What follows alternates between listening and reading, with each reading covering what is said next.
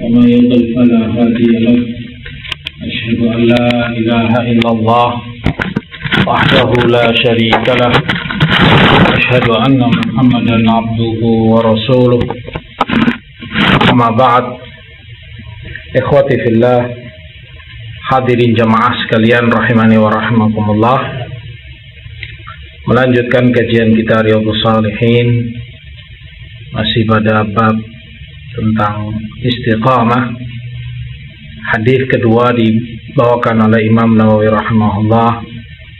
Wa an Abi Hurairah radhiyallahu ta'ala anhu qala qala Rasulullah sallallahu alaihi wasallam qaribu wasaddidu wa'lamu annahu lan yanjuwa ahadun minkum bi'amalihi. Qalu wala anta ya Rasulullah. Qala wala ana illa an yataghammadani Allah birahmatin minhu wa fadl. Rawahu Muslim. Dari Abu Hurairah, semoga Allah meridainya, ia berkata bahwa Rasulullah sallallahu alaihi wasallam bersabda, qaribu, ditafsirkan oleh Imam Nawawi rahimahullah di bawah, wal muqarabah al qasd alladhi la ghuluwa fihi wa la taqsir. Muqarabah, qaribu, maknanya adalah qasd, perkara yang sederhana, di mana seorang hamba tidak berlebih-lebihan melampaui batas, tidak pula mengurang-urangi apa yang disyariatkan oleh Allah maupun Rasulnya sallallahu alaihi wasallam. Wasaddidu, perintah qaribu berarti sederhanalah kalian, jangan berlebih-lebihan, tapi jangan pula mengurangi apa yang diajarkan Allah dan Rasulnya. Wasaddidu juga ditafsirkan oleh Imam Nawawi, wassadad al-istiqamah wal isabah. Sadad adalah istiqamah dan isabah, orang menepati kebenaran, tepat apa yang ia lakukan, apa yang ia jalani, apa yang ia yakini, apa yang ia ucapkan sesuai dengan kebenaran.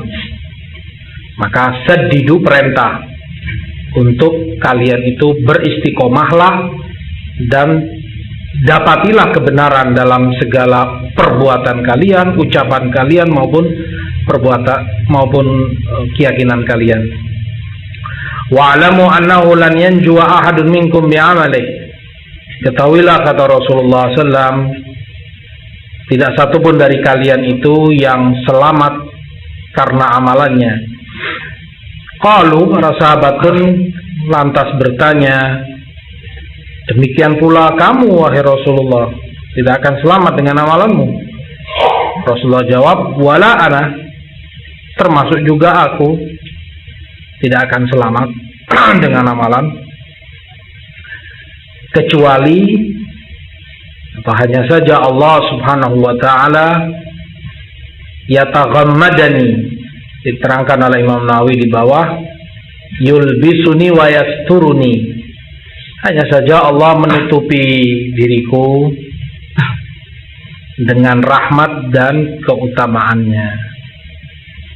Allah tutupi diri Rasul sallallahu alaihi wasallam dengan rahmat dan keutamaannya. Hadis yang diriwayatkan oleh Imam Muslim dalam sahihnya. Qala al-ulama, kata Imam Nawawi, makna al-istiqamah, makna dari istiqamah itu luzumu ta'atillahi ta'ala, ketika orang terus menjalankan ketaatan kepada Allah. Qalu wa hiya min jawami'il kalim wa hiya nizamul umur wa billahi taufiq. Dan ini, kata para ulama, termasuk dari jawami'ul kalim,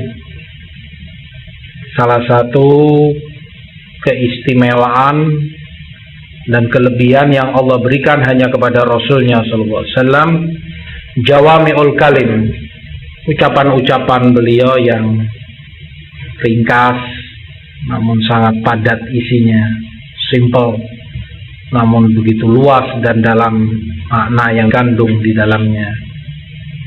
Wahia nidhamul umur, dan istiqomah ini pula atau hadis ini sebagai patokan dalam segala perkara hamba. Wabillahi taufiq. Hadis ini dibawakan oleh Imam Nawawi rahimahullah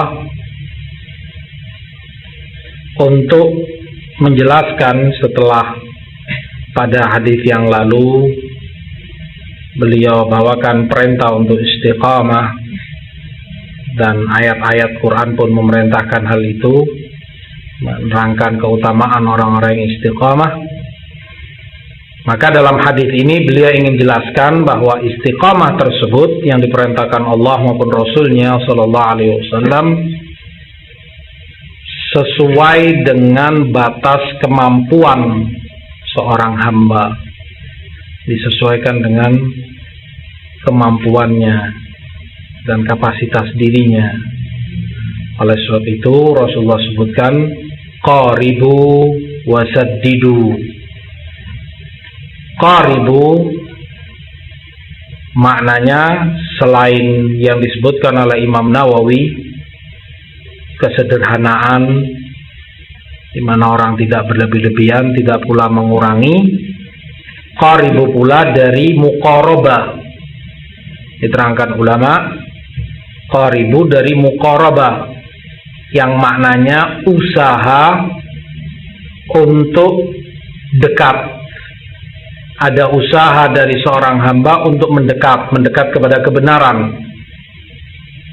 sehingga dalam menjalankan perintah-perintah agama, di dalam melaksanakan ketaatan kepada Allah maupun Rasulnya sallallahu alaihi wasallam, diperintahkan untuk sebisa mungkin sekuat tenaga, semampu dia mendekat seperti yang dikehendaki oleh Allah, mendekati seperti apa yang dicontohkan oleh Rasul sallallahu alaihi wasallam. Hal ini disebutkan dengan perintah qaribu dari qurb, kedekatan, karena manusia selalu saja ada kekurangan dan kelemahannya. Dia akan jatuh bangun di dalam melaksanakan perintah-perintah Allah maupun Rasulnya sallallahu alaihi wasallam. Tidak akan mungkin dia lempeng terus istiqamah menjalankan apa yang diajarkan Allah maupun Rasulnya. Nggak akan mungkin. Tetapi ada tekad dan kesungguh-sungguhan dari dirinya, ada keseriusan yang besar untuk dia berusaha selalu, kalaupun tidak menepati seperti apa yang diperintahkan, paling mendekati apa yang diperintahkan Allah, apa yang diperintahkan oleh Rasul SAW. Oleh sebab itu perintahnya untuk mendekatlah kalian. Qaribu wasaddidu. Wasaddidu, perintah pula untuk setiap amalan hamba tepat seperti kebenaran yang diajarkan oleh Rasul sallallahu alaihi wasallam, dan itu pun sekali lagi sesuai dengan kemampuan manusia. Dan ini menunjukkan bahwa ketakwaan seberapapun tingkatnya pada diri seseorang, seberapapun tinggi iman dan ketakwaannya, keistiqomahannya, pasti dia jatuh bangun di dalam melaksanakannya. Sebagaimana hadis yang disebutkan dalam riwayat Tirmidzi dan Imam Ahmad, Rasulullah SAW sebutkan, kullu bani Adam khata wa khairul khata'in at-tawwabun. Setiap anak cucu Adam itu sering melakukan kesalahan, dan sebaik-baik orang yang melakukan kesalahan adalah orang yang banyak pula bertobat kepada Allah. Sesering itu dia berbuat salah, sesering itu pula dia bertobat dan membenahi diri dan amalannya. Demikian pula riwayat yang diriwayatkan oleh Imam Muslim dan Imam Ahmad. Rasulullah sebutkan, "Laulam tudhnibu la dhahaballahu bikum thumma la jaa'a biqaumin yudhnibuna fayastaghfiruna Allah fayaghfir lahum." Kalau saja kalian ini, kata Rasulullah, tidak melakukan dosa sama sekali, kalau saja itu terjadi, maka Allah akan datangi kaum yang mereka berdosa kepada Allah, dan kemudian mereka beristighfar kepada Allah, bertobat kepadanya, dan akan Allah ampuni mereka. Demikianlah kata Imam Ibnul Qayyim rahimahullah, bahwa dosa dan kesalahan hamba dikehendaki oleh Allah terjadi dengan kehendak kauniyah, qadariyah. Allah tetapkan dan Allah kehendaki itu terjadi, adanya dosa, adanya kemungkaran dan maksiat, yang salah satu hikmah di balik itu sangat besar. Antara lain, dengan adanya dosa tersebut disyariatkan kemudian taubat, yang taubat ini merupakan amalan soleh yang sangat tinggi dan sangat dicintai oleh Allah. Yuhibbut tawwabin, Allah cinta kepada mereka yang bertobat kepadanya. Kalau tanpa dosa, mana akan ada yang namanya taubat? Si hamba tidak akan pernah mengenal yang namanya taubat. Tapi dengan dikehendakinya oleh Allah dosa dan maksiat terjadi, maka muncul di sana yang amalan soleh yang sangat tinggi dan sangat dicintai Allah, taubat kepadanya dengan syaratnya yang ma'ruf. Dengan adanya itu pula terseleksi manusia itu antara mereka yang beriman dan tinggi ketakwaannya kepada Allah dengan yang rendah imannya, sehingga sering dan banyak melakukan dosa dan kemaksiatan. Dengan dosa dan maksiat ini pula terjadi tampak kebesaran sifat-sifat Allah Subhanahu wa ta'ala, yang salah satunya adalah Al-Ghafur, nama Allah yang Maha Pengampun. Akan tampak jelas makna dari nama yang mulia ini, Maha Pengampun. Tawwab, yang memberikan taufik kepada hambanya untuk bertobat dan menerima taubat mereka, akan tampak di sana. Tanpa ada dosa, nggak akan paham manusia itu apa makna dari nama Allah Ghafur. Apa arti Allah mengampuni dosa kalau tidak terjadi dosa itu sendiri?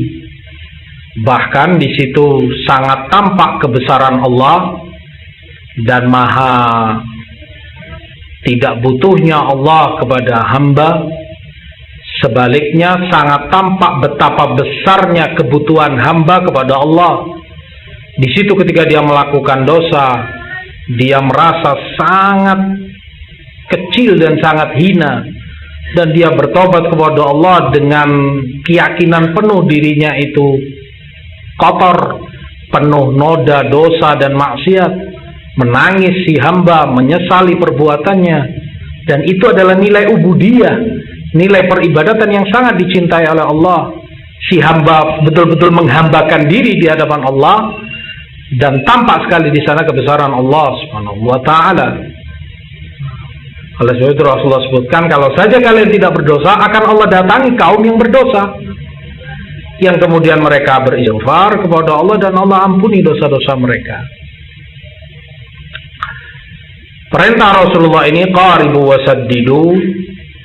Beliau jelaskan pula bahwa tidak akan seorang hamba selamat karena amalan yang dia lakukan. Nah, dan ini yang dimaksud keselamatan hamba dari neraka, dari azab Allah. Dia akan selamat dari azab neraka itu hanya karena amalan yang dia lakukan. Amalan soleh setinggi apapun iman yang ada padanya, sebesar apapun ketakwaan yang ada pada seorang hamba, hal itu tidak cukup sebagai pelaksanaan hak-hak Allah atas hambanya. Belum teranggap si hamba melaksanakan kewajiban bersyukur kepada Allah dengan ketaatannya.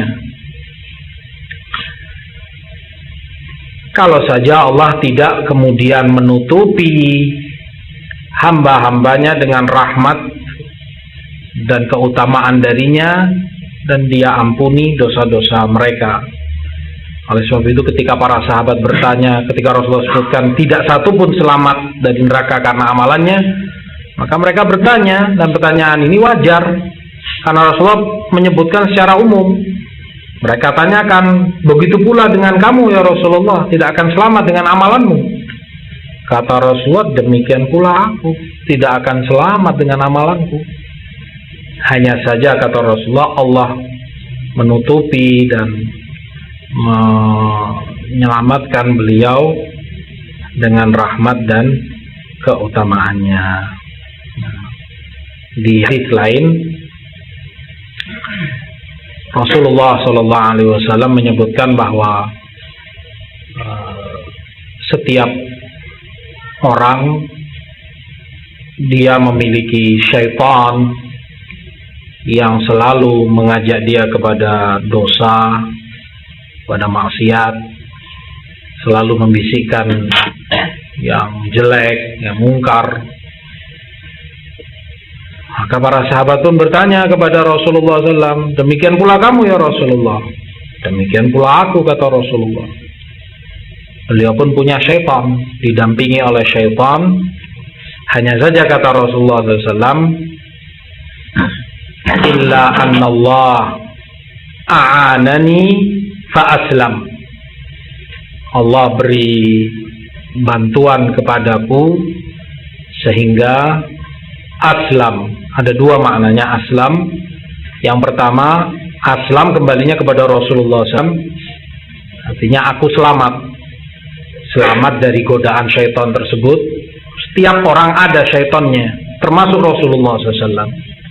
Tetapi kekhususan dan keistimewaan beliau dijaga oleh Allah sehingga diselamatkan dari godaan-godaannya. Atau maknanya yang kedua, fa aslam, dan ini lebih kuat. Aslam itu Allah jadikan syaitan yang bersama Rasulullah SAW Islam, dan itu beliau tafsirkan fala ya'muruni illa bi khair. Syaitan itu tidak membisikkan kepadaku kecuali kebaikan. Dan ini keistimewaan yang Allah berikan kepada Rasul, termasuk seperti hadis ini. Allah tutupi beliau dengan rahmat dan keutamaannya. Ini menunjukkan betapa besarnya perhatian Allah dan inayah Allah yang diberikan kepada Rasulnya Sallallahu Alaihi Wasallam. Bahkan suatu ayat ketika Rasulullah SAW sholat sempat diganggu oleh syaitan di malam hari ketika beliau qiyamul lail, tahajud. Maka beliau tangkap syaitan itu dan beliau ikat di salah satu tiang masjid. Beliau berniat untuk sampai pagi harinya, subuh, para sahabat beliau melihat syaitan yang beliau tangkap dan beliau ikat tersebut, supaya mereka tahu nih, syaitan yang selalu mengganggu kalian dalam beribadah. Tetapi kemudian beliau ingat doa Nabi Sulaiman alaihi salam yang Allah sebutkan dalam Al-Quran, wahabli mulkan la yanbaghi li ahadin min ba'di, berikan kepada ya Allah kekuasaan atau kerajaan yang tidak patut untuk dimiliki oleh siapapun setelahku. Nah, itu permintaan Nabi Sulaiman alaihi salam. Maka Allah berikan itu kepada beliau. Para jin, para syaitan tunduk semua kepada Sulaiman. Ma'ruf kisahnya. Nah, mengingat itu Rasulullah SAW tidak ingin menyaingi Nabi Sulaiman alaihissalam bisa menundukkan syaitan, maka beliau lepas Sallallahu alaihi wasallam. Dan itu beliau sampaikan kepada para sahabatnya, sebetulnya aku telah ikat dia dan niat untuk sampai pagi kalian bisa melihat syaitan itu. Tapi aku ingat doanya Nabi Sulaiman, saudaraku Sulaiman alaihissalam, karena beliau katakan tidak patut untuk dimiliki kekuasaan itu oleh siapapun setelah beliau, maka beliau rendah diri, tawadhu, dan beliau lepas syaitan tersebut. Di dalam hadis ini Rasulullah Sallallahu Alaihi Wasallam membimbing umat beliau agar mereka di dalam istiqamah, di dalam beribadah, dalam ketaatan kepada Allah, kepada Rasulnya, mereka muqarabah dan sadad, menjaga kesederhanaan dan bersungguh-sungguh untuk tepat seperti apa yang diperintah oleh Allah, seperti apa yang diajarkan Rasulnya Sallallahu Alaihi Wasallam. Dan ini seperti di hadis lain disebutkan oleh Bukhari dalam sahihnya, beliau ajarkan agar mereka itu dalam beribadah tidak berlebih-lebihan dengan niat bersungguh-sungguh mendekatkan diri kepada Allah, dengan niat ingin lebih menjalankan ketaatan, melampaui batas kemampuan yang dimiliki oleh manusia itu sendiri,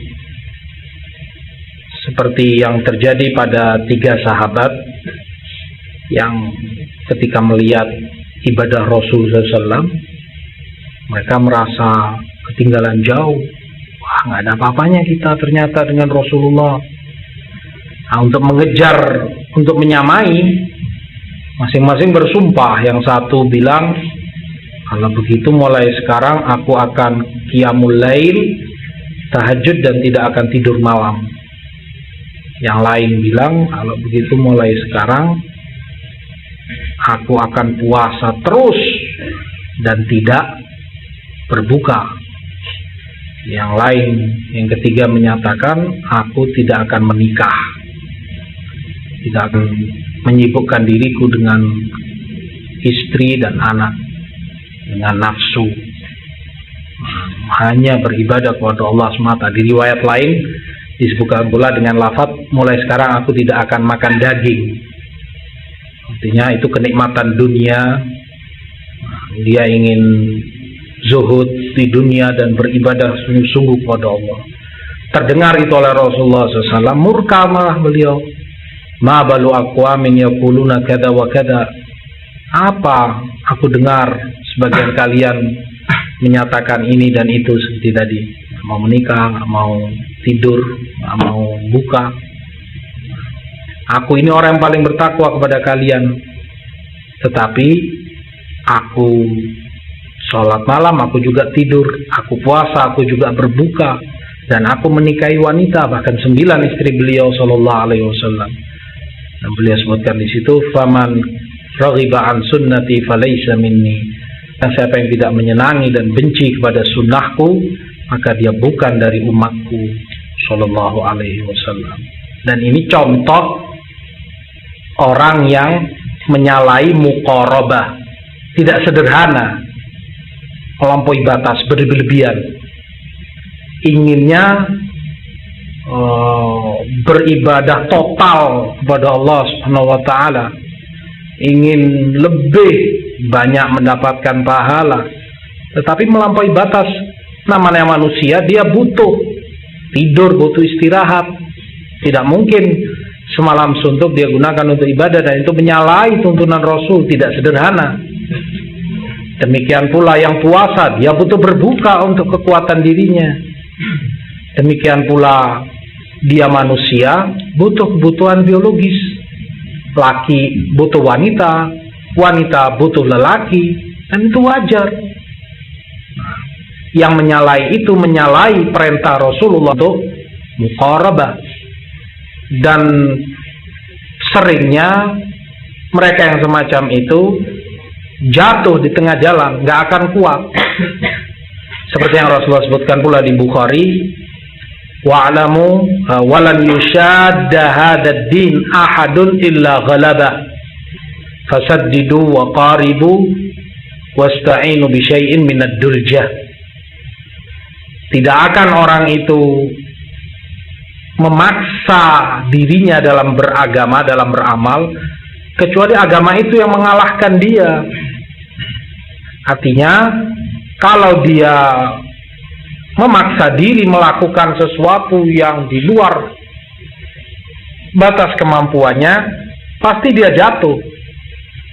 Imma sebabnya bisa jadi karena bosan, sehingga kemudian frustasi dan meninggalkan amalan itu, atau kekuatannya yang hilang banyak sehingga dia tinggalkan amalan itu.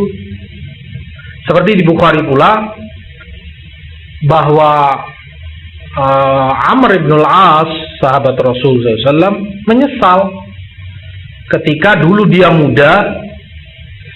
Dia minta izin kepada Rasulullah SAW. Rasulullah izinkan dia puasa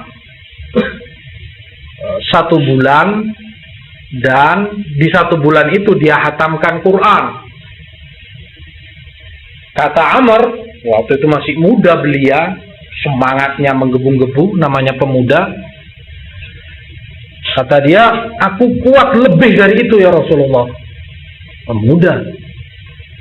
Kata Rasulullah, ya sudah kalau begitu 2 pekan. 2 pekan itu dia puasa, 2 pekan itu dia hatamkan Quran. Luar biasa sudah merupakan kekuatan yang luar biasa. Kata Amr ibn al-As, aku masih kuat lebih dari itu ya Rasulullah. Kata Rasulullah SAW, seminggu itu kamu puasa, seminggu itu kamu hatamkan Quran. Kata Amr bin al-As, aku masih lebih kuat dari itu. Kata Rasulullah, terakhir 3 hari. 3 hari ini kamu puasa, 3 hari itu pula kamu hatamkan Quran. Diterima itu oleh Amr bin al-As. Bayangkan, 3 hari dalam keadaan puasa, 3 hari itu pula tiap 3 hari dia hatamkan Quran. Sampai kemudian Rasulullah SAW wafat, dan itu izin terakhir yang Rasulullah berikan kepadanya atas permintaan beliau sendiri. Di kemudian hari Amr bin al-As tua. Namanya orang tua, tentu kondisinya tidak sama dengan waktu dia muda. Tenaganya berkurang banyak, kekuatannya banyak berkurang. Dia berat lakukan itu. Bayangkan 3 hari harus puasa dan hatam Quran. Tetapi kata Amr bin al-As, aku tidak ingin meninggalkan izin terakhir yang Rasulullah berikan kepadaku, dan itu pun karena permintaanku sendiri. Menyesal Amr bin al-As. Kata beliau, seandainya saja aku terima tawaran Rasulullah SAW dulu ketika beliau masih hidup. Ringan, sebulan bisa santai, sederhana. Tapi orang seperti itu kadang keinginan yang menggebu-gebu berlebihan dalam beribadah kepada Allah SWT. Kalau dia paksakan dirinya seperti itu, ghalabah, pasti dia yang kalah. Agamanya tetap agama Allah. Dia sendiri yang kalah, nggak mungkin tidak. Tidak mungkin tidak. Pasti dia kemudian frustasi atau lemah dan meninggalkan amalan tersebut. Dianya yang kalah. Dan itu pasti. Istilahnya orang-orang seperti ini disebutkan di riwayat al-mumbattah la dhahran abqa wala ardan qata. La ardan qata wala dhahran abqa. Orang yang memaksakan diri tidak jarak yang dia tempuh, tidak punggung pula yang dia tinggalkan. Artinya dulu, ya walaupun sekarang juga, kalau dulu misalnya onta atau kuda mau dipakai perjalanan dari Madinah ke Mekah misalnya, jarak yang ditempuh jauh, tetapi dia memaksakan diri mau sekali jalan, semua barang dan bawaan dia letakkan di punggung kuda atau ontanya. Berat onta itu atau kuda yang dipikulkan kepadanya barang-barang besar tersebut, susah payah jalannya. Tapi dia mau sekali jalan, mesisan sekalian. Akhirnya seperti kata riwayat ini, dia tidak memotong jarak, artinya nggak mungkin sampai ke Mekah. Paling-paling jarak sekian kilo dari Madinah sudah selesai perjalanannya.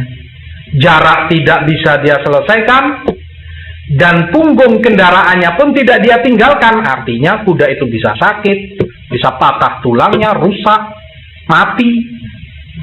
Apa yang dia dapati? Nol.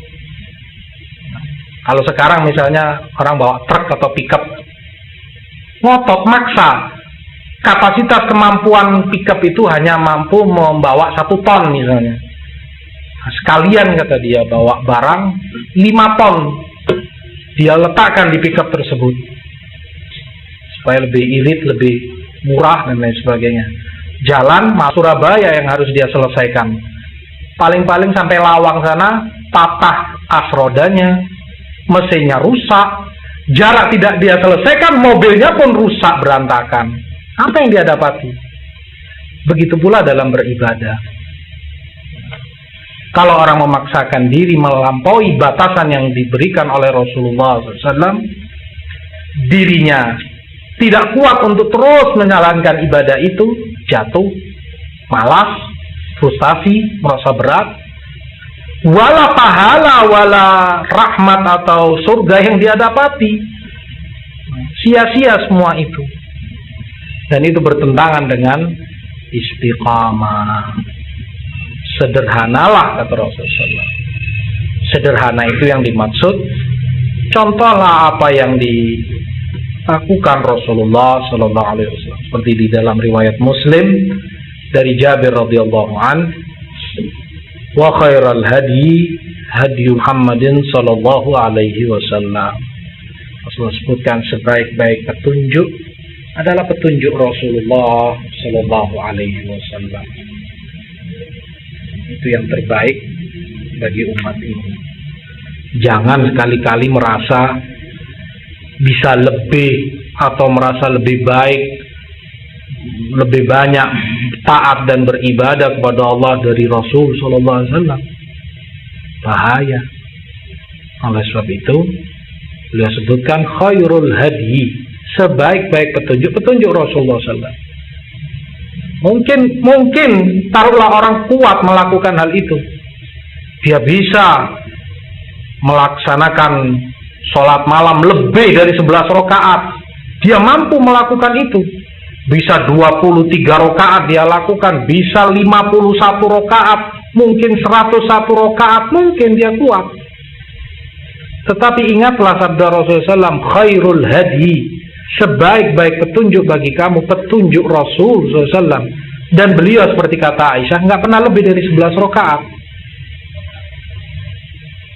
Perkaranya bukan kamu mampu atau tidak mampu, bisa atau tidak bisa. Inti permasalahannya apa yang dicontohkan Rasulullah SAW. Itulah istiqamah. Qaribu wasaddidu. Berusahalah kalian untuk sederhana, tidak berlebih-lebihan, tidak pula mengurangi apa yang diajarkan oleh Allah ataupun Rasulnya Sallallahu Alaihi Wasallam.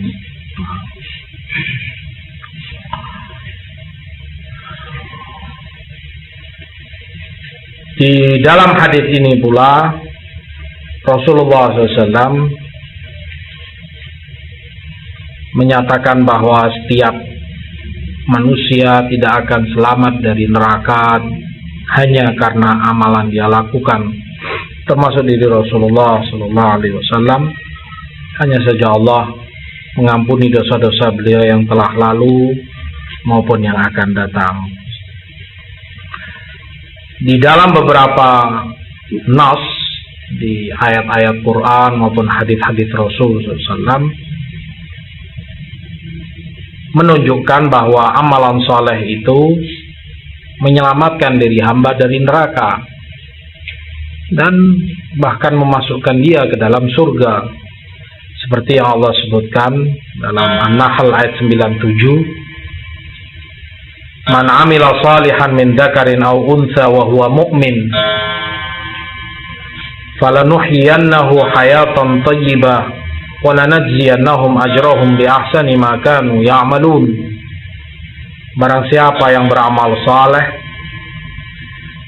baik itu mukmin lelaki maupun mukminah wanita, dalam keadaan dia beriman melakukan amalannya, kami akan berikan kehidupan yang baik baginya dan akan kami balas dengan pahala mereka yang jauh lebih baik dari yang mereka amalkan, itu surga Allah. Bahkan di dalam ayat juga disebutkan udkhulul jannata bima kuntum ta'malun, masuklah kalian ke dalam surga karena apa yang kalian amalkan. Juga di dalam ayat lain disebutkan tilkal jannatul lati uriftumuha bima kuntum ta'lamun, itulah surga yang kalian warisi, kalian dapati atas apa yang kalian amalkan di dunia. Satu dalil menyebutkan mereka masuk surga karena amalannya. Hadis ini menyebutkan tidak ada orang yang masuk surga atau selamat dari neraka karena amalannya. Ini tentu tidaklah bertentangan, hanya saja dijamak, digabungkan antara dalil ini oleh para ulama. Kata mereka, yang dinafikan seperti dalam hadis ini, tidak akan amalan kalian menyelamatkan kalian dari neraka atau masukkan kalian ke dalam surga. Yang dinafikan itu dalam artian muqabalah. Muqabalah itu dalam artian timbal balik. Artinya tidak akan ada orang yang selamat dari neraka atau masuk surga sebagai timbal balik dari yang mereka amalkan. Tidak seperti layaknya orang di dunia. Kamu sebagai seorang pegawai misalnya kerja pada majikanmu, begitu selesai bekerja kamu menuntut bayaran. Bayaran itu sebagai timbal balik. Pantas dan berhak kamu tuntut, kamu minta atas apa yang kamu berikan, jasa yang kamu berikan untuknya atau pekerjaan kamu. Nah, ini timbal balik. Nah, yang semacam ini dinafikan oleh Rasulullah SAW. Nggak akan ada yang masuk surga dengan hubungan timbal balik itu. Jangan anggap surga itu sebagai bayaran atas apa yang kalian amalkan di dunia, seperti layaknya kalian satu dengan yang lain. Ketika kalian beramal harus dibayar dengan surga. Kalian menuntut itu, ini dinafikan oleh Rasulullah SAW. Tidak ada yang berhak mendapatkan itu dengan amalannya. Adapun yang ditetapkan dalam banyak ayat tadi, bahwa mereka mendapatkan surga atas apa yang mereka amalkan, ini menunjukkan bahwa surga itu atau amalan mereka itu sebagai sebab untuk mereka masuk surga, sebagai perantara atau jembatan yang mengantarkan mereka ke surga. Surga tidak akan bisa dimasuki kecuali dengan amalan soleh. Amalan soleh ini sebagai sebab, bukan sebagai timbal balik seperti tadi, seperti majikan dengan pekerjanya, tetapi ini sebagai sebabnya. Tetap menunjukkan amalan itu harus dilakukan oleh seorang hamba. Hadis ini mengajarkan banyak hal kepada kita, antara lain agar manusia itu tidak ujub, bangga diri dengan amalan yang dia lakukan, sebesar apapun amalan dia. Karena dia pasti melakukan dosa dan kesalahan. Dan itu juga hikmah adanya dosa. Karena tidak ada dosa dan maksiat, betapa congkak manusia itu. Tapi dengan dia jatuh, lakukan dosa, nggak mungkin dia bisa membanggakan dirinya. Kamu banyak dosanya, banyak kesalahannya. Yang kedua, amalan yang dilakukan manusia itu sebanyak apapun kecil dibanding hak Allah yang harus mereka tunaikan. Terlalu banyak kenikmatan yang Allah berikan kepada mereka, dan itu tidak bisa dibayar dengan amalan apapun yang mereka lakukan untuk Allah. Hadis ini pula mengajarkan agar setiap hamba banyak berdoa kepada Allah untuk ditutupi dirinya dengan rahmat Allah dan keutamaannya. Karena hanya dengan usaha dan amalan dia cukup. Dia harus banyak berdoa kepada Allah untuk diselamatkan dan ditutupi kekurangan-kekurangannya. Hadis ini pula menunjukkan semangat para sahabat Rasul SAW dalam menuntut ilmu, di mana itu terbukti mereka bertanya kepada Rasulullah SAW, apakah yang beliau sebutkan setiap orang tidak akan selamat dengan amalannya umum, termasuk diri Rasulullah SAW ataukah tidak?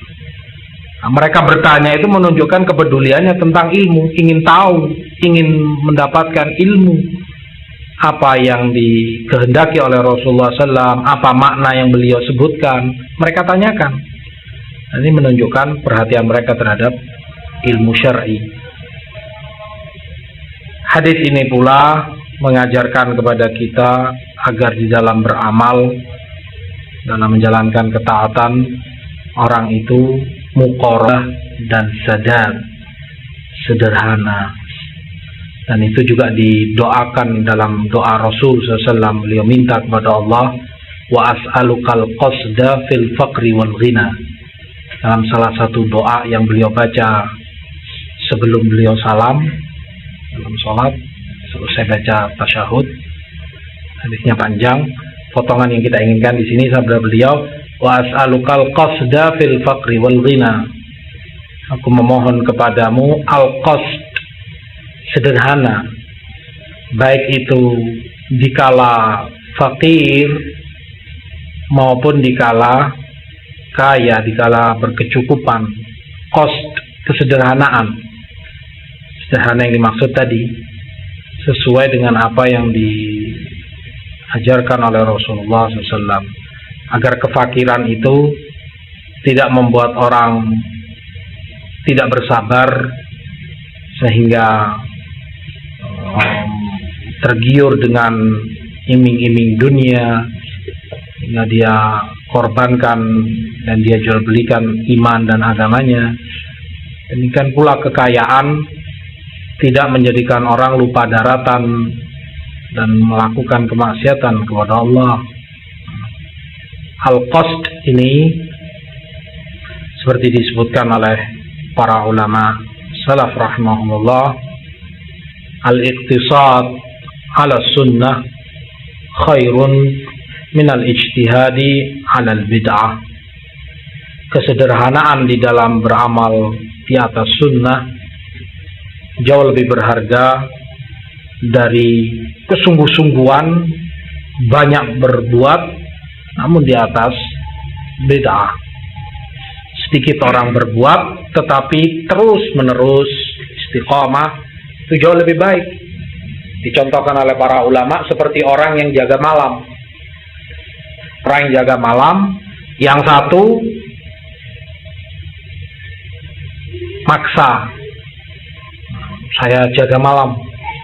Di malam ini dia jaga mulai maghrib, mulai matahari terbenam sampai matahari terbit. Dia paksakan diri, ngantuk, dia minum kerating deng atau apalah supaya melek matanya. Maksa malam ini total dia jaga, nggak mau tidur sedikit pun. Setelah itu drop fisiknya, nggak kuat. Untuk besok nggak kuat lagi menjaga. Yang satu menyatakan, ya saya nggak mungkin jaga semalam suntuk, sip-sipan lah. Saya mulai jam 12 sampai jam 3 misalnya, atau jam 2, setelah itu gantian harus tidur. Besok bisa lagi dia jaga di shift yang lain, misalnya jam 3 sampai jam 6. Besoknya lagi terus bisa dia. Sepanjang hidupnya dia bisa menjaga seperti itu. Mana yang lebih baik? Yang kedua, yang satu maksa semalam suntuk, tapi setelah itu amblas, sudah nggak jaga lagi. Nah, demikian pula dalam beribadah. Orang yang memforsir diri di dalam beribadah, ngoyo atau ngotot dalam menjalankan ketaatan, setelah itu dia jatuh dan bosan dalam beribadah. Seperti yang Rasulullah sebutkan pula dalam riwayat Bukhari, wa'lamu annallaha la yamallu hatta tamallu. Allah tidak akan bosan sampai kalian sendiri yang bosan.